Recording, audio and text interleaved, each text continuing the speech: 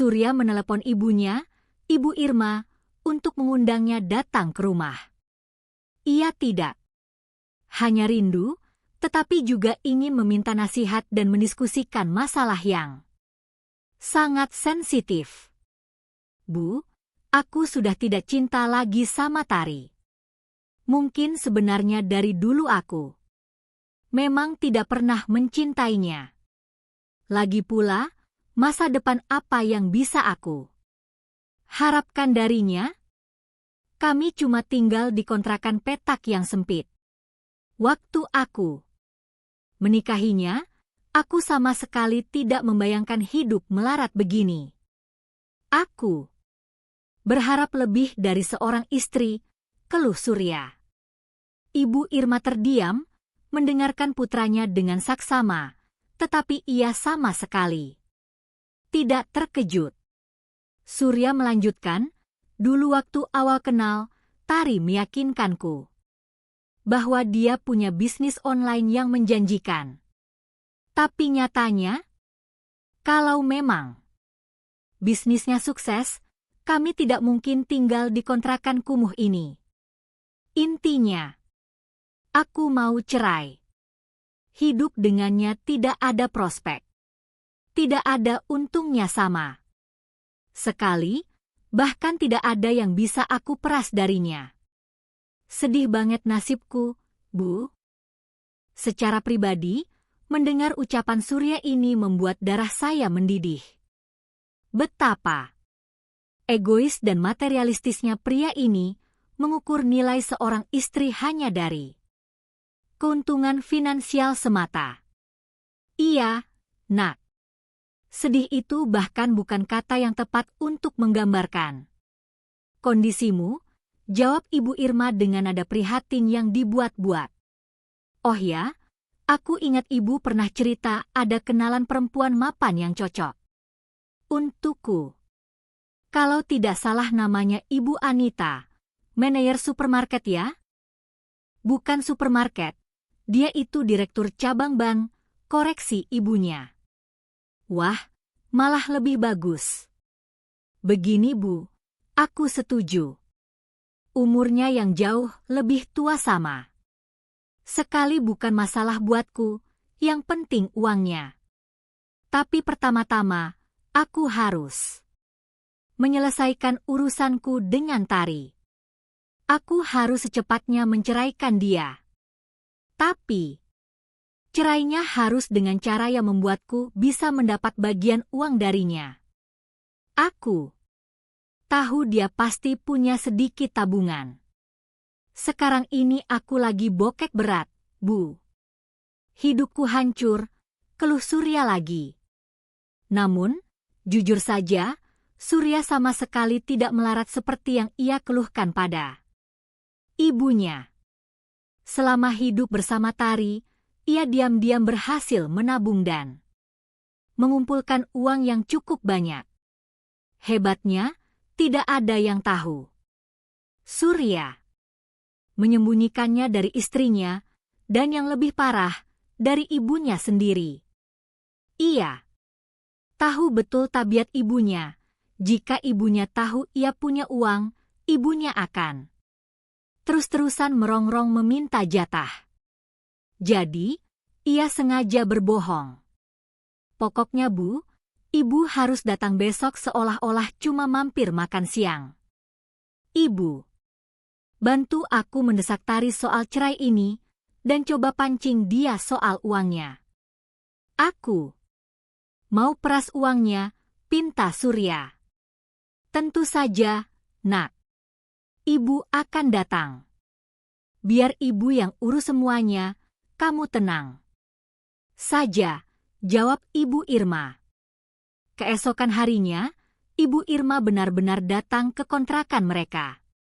Rencana sudah disusun rapi, dan Ibu Irma bersiap untuk memulai pembicaraan soal perceraian. Namun, rencana ibu dan anak itu hancur berantakan. Hari itu, Tari terlihat sangat manis, ramah, dan wajahnya berbinar bahagia. Menjelang akhir makan siang, alasan kebahagiaannya pun terungkap. Ternyata, Tari baru saja membeli sebuah apartemen mewah 3 kamar di kawasan elit SCBD, Jakarta Pusat. Tari sengaja memilih momen makan siang itu untuk memberikan kejutan kepada suami dan ibu mertuanya. Berita ini membuat Surya dan Ibu Irma shock berat. Awalnya mereka tidak percaya. Ah, yang benar saja. Kamu cuma mimpi kali, Tar, cibir Ibu Irma. Enggak dong, Bu. Aku benar-benar sudah melunasinya hari ini, jawab Tari dengan enang. Pakai uang dari mana kamu beli apartemen di SCBD? Selidik Ibu Irma matanya membelalak. Ya pakai uangku sendiri dong, hasil kerja kerasku, jawab Tari sambil tersenyum. Surya dan ibunya saling berpandangan. Kejutan ini membalikkan seluruh rencana jahat mereka. Keduanya langsung sadar bahwa ini bukan waktu yang tepat untuk membahas perceraian. Tari, emangnya bisnis apa yang bisa ngasilin uang sebanyak itu? Ibu harap kamu nggak pinjol, pinjaman online, ya, cecar ibu mertuanya. Surya ikut-ikutan panik. Iya. Jangan sampai kita hidup dikejar debt collector. Kenapa kamu nggak diskusi dulu sama aku sebagai kepala keluarga? Melihat reaksi mereka, saya merasa sangat jijik. Mereka panik bukan karena peduli, tapi karena takut terseret masalah, padahal sebelumnya mereka meremehkan Tari habis-habisan. Tari hanya tertawa kecil melihat kepanikan mereka. Tenang saja. Aku nggak ngutang ke siapapun. Kalian tahu kan aku punya bisnis online? Selama ini aku punya beberapa proyek besar, dan kebetulan salah satu proyekku meledak dan keuntungannya luar biasa besar. Makanya aku putuskan beli apartemen. Mendengar itu, mood Surya langsung berubah 180 derajat. Tiba-tiba ia merasa sangat ceria. Selama ini Surya pelit, ia hanya memberikan persentase sangat kecil dari gajinya untuk kebutuhan rumah tangga dan menimbun sisanya di rekening rahasia yang saldonya sudah mencapai 1 miliar rupiah. Sayangku, kalau begitu, ayo kita lihat apartemennya sekarang, ajak Surya dengan senyum palsunya yang manis. Saat mereka tiba di lokasi, Ibu Irma masih ragu. Tapi ketika Tari memasukkan pas kode dan membuka pintu apartemen mewah itu, keraguan itu musnah. Ibu Irma ternganga melihat apartemen yang sudah full furnished, lengkap dengan perabotan. Ini ruang tamu, ini kamar utama kita, dan yang itu nanti untuk kamar anak. Jelas Tari sambil menunjuk ruangan-ruangan tersebut. Tiba-tiba sifat serakah Ibu Irma muncul. Terus, kamar buat ibu yang mana? Tanyanya tanpa malu. Kamar buat ibu? Tari kebingungan. Iya. Masa kamu pelit sama ibu mertuamu sendiri? Ibu mau kamar yang kamu siapkan. Buat kamar anak itu, tunjuk Ibu Irma seenaknya. Surya bukannya membela istrinya, malah mendukung ibunya. Tari, ibu benar. Karena kamu membeli apartemen ini saat kita masih berstatus suami istri, menurut hukum ini adalah harta gonogini, harta bersama. Jadi aku punya hak 50% di sini. Sebagai pemilik setengah apartemen ini, aku berhak mengizinkan ibuku tinggal di sini. Bukan cuma tinggal, sela Ibu Irma, ibu mau nama ibu dimasukkan ke dalam kartu keluarga, kakak, kalian di alamat sini. Rumah ibu yang lama biar ibu sewakan saja. Anehnya, Tari setuju. Ia berpikir apartemen itu cukup besar dan mungkin ibu mertuanya bisa membantu mengurus rumah. Akhirnya, mereka bertiga tinggal bersama. Nama Surya dan Ibu Irma pun resmi terdaftar di alamat apartemen mewah tersebut. Namun, beberapa hari kemudian, sebuah peristiwa mengubah segalanya. Saat Tari sedang pergi ke swalayan, Ibu Irma dan Surya asyik berdiskusi di dapur. Mereka bicara begitu keras sampai tidak sadar bahwa Tari sudah pulang dan mendengar semuanya dari balik tembok. Sekarang saatnya kamu cerai sama Tari, hasut Ibu Irma. Kamu ingat Ibu Anita, sang direktur bank? Dia sudah setuju, asalkan kamu cepat cerai. Malah, dia mau angkat kamu jadi asisten pribadinya di bank. Wah, mantap banget Bu, sorak Surya kegirangan. Besok kamu ke pengadilan agama, ajukan gugatan cerai. Habis itu kamu pura-pura pergi dinas luar kota. Biar ibu yang hadapi si Tari. Kalau apartemen ini, karena dibeli setelah kalian nikah, kita tuntut setengahnya sebagai harta gono gini di pengadilan. Habis itu kamu nikah sama Ibu Anita. Hidup kita bakal makmur, Nak. Mendengar percakapan ini, hati saya ikut hancur tapi sekaligus mendidih. Ini adalah konspirasi tingkat tinggi yang sangat jahat dari orang-orang terdekat. Tari, yang mendengar semua itu, berdiri diam seperti patung. Ia lalu keluar dari apartemen pelan-pelan. Ia menangis, tetapi di balik air matanya, otaknya bekerja keras menyusun strategi balasan. Malamnya, saat Tari pulang, Surya beralasan besok harus dinas luar kota. Tari pura-pura mendukungnya. Pagi harinya Surya berangkat. Baru 5 hari Surya pergi, Ibu Irma langsung menunjukkan taringnya. Surya sudah menggugat cerai kamu, kata Ibu Irma dengan sombong.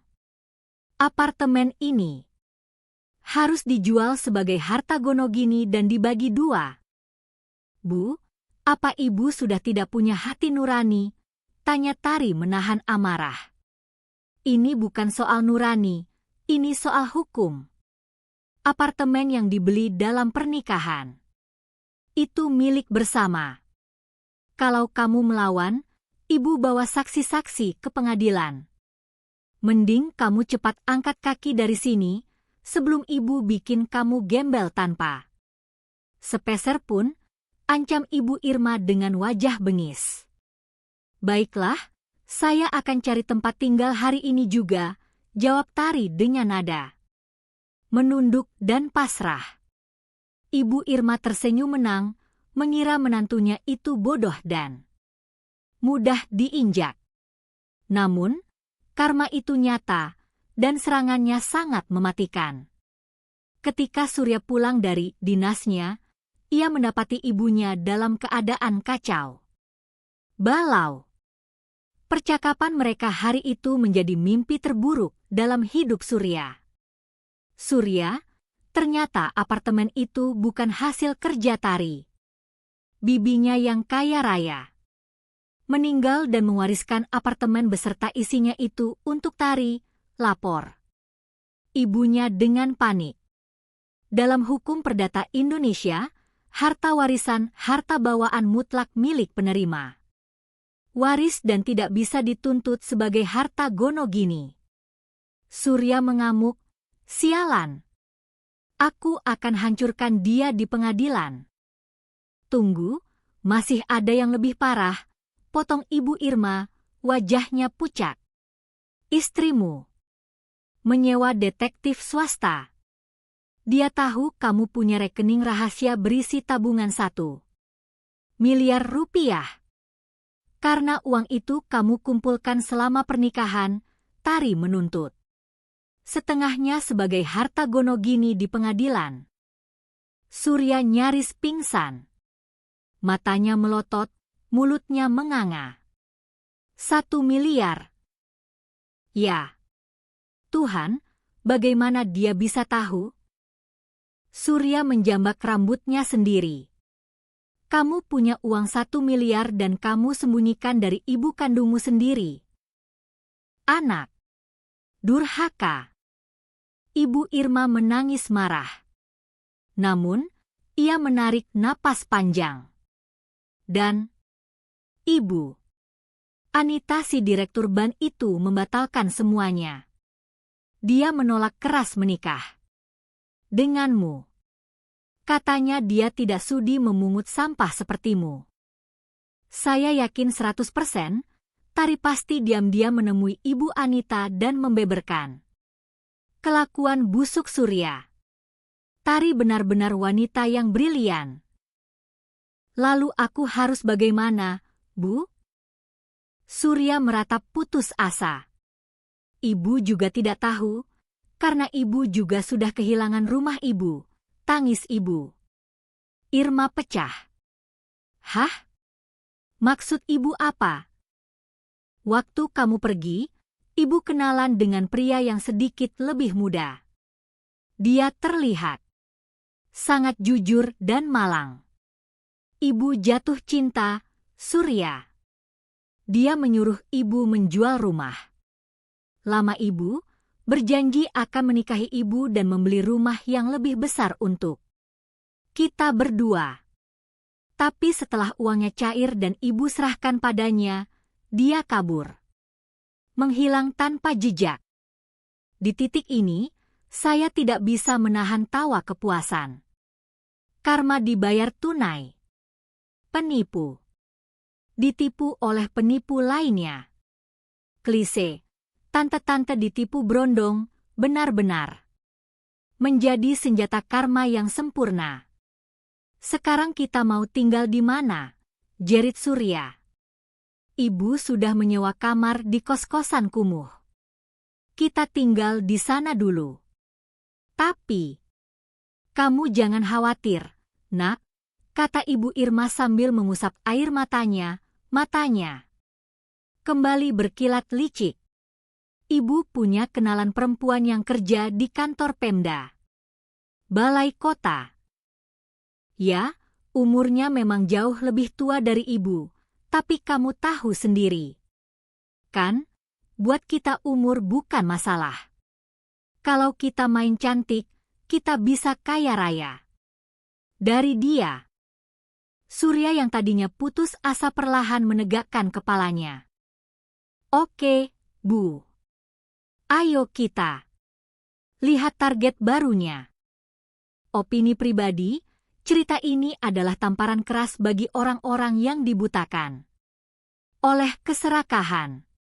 Surya dan ibunya adalah representasi sempurna dari parasit sosial yang tidak pernah merasa cukup.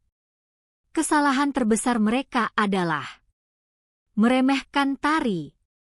Mereka mengira kebaikan dan kesunyian Tari adalah bentuk kebodohan.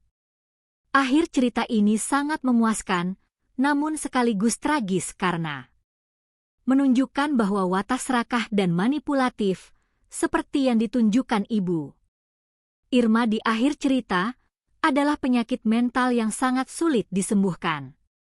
Mereka tidak belajar dari kehancuran mereka, melainkan langsung mencari mangsa baru. Kehancuran demi kehancuran pasti akan terus menanti mereka di masa depan.